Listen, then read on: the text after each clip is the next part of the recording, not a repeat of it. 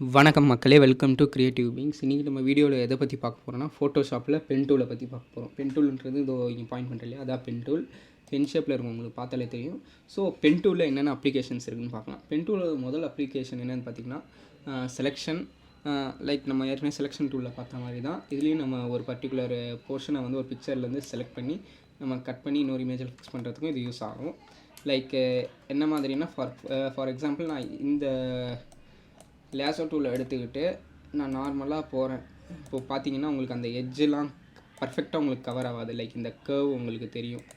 For example நான் இதை close பண்ணி போட்டுறேன்.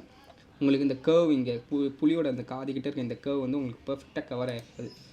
ஸோ பென் டூலில் பார்த்தீங்கன்னா இந்த கர்வேச்சரெல்லாம் நம்ம பக்காவாக இது பண்ணலாம், பார்த்து பண்ணலாம். லைக் நான் இப்போது உங்களுக்கு பண்ணி காட்டுறேன்.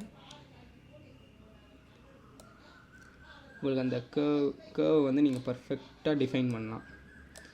ஃபார் எக்ஸாம்பிள்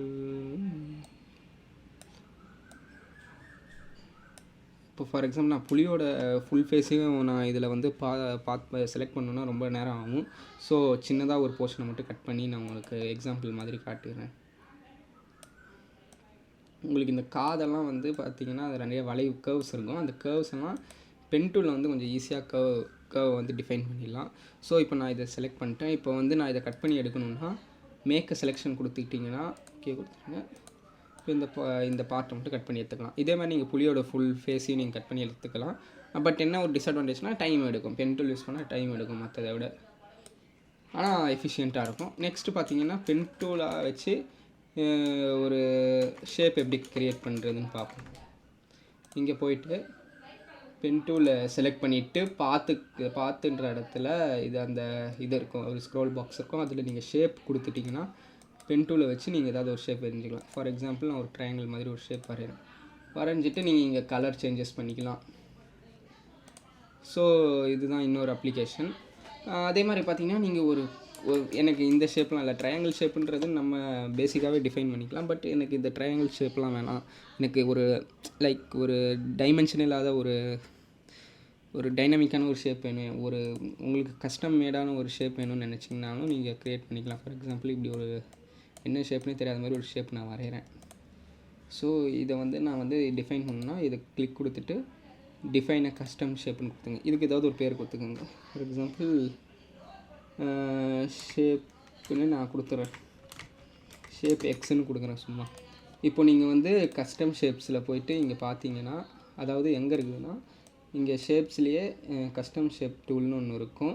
அந்த இடத்துல போனீங்கன்னா உங்களுக்கு இங்கே இந்த ஆப்ஷனில் உங்களுக்கு வந்து இங்கே ஒரு டிஃபைன் ஆகிருக்கும். இப்போ இந்த வரைஞ்ச ஷேப் இங்கே இருக்குது. இதை நீங்கள் கிளிக் பண்ணிவிட்டு நீங்கள் வரைஞ்சிங்கன்னா உங்களுக்கு அந்த ஷேப் ஒரு ஷேப்பாகவே டிஃபைன் ஆகிட்ருக்கும்.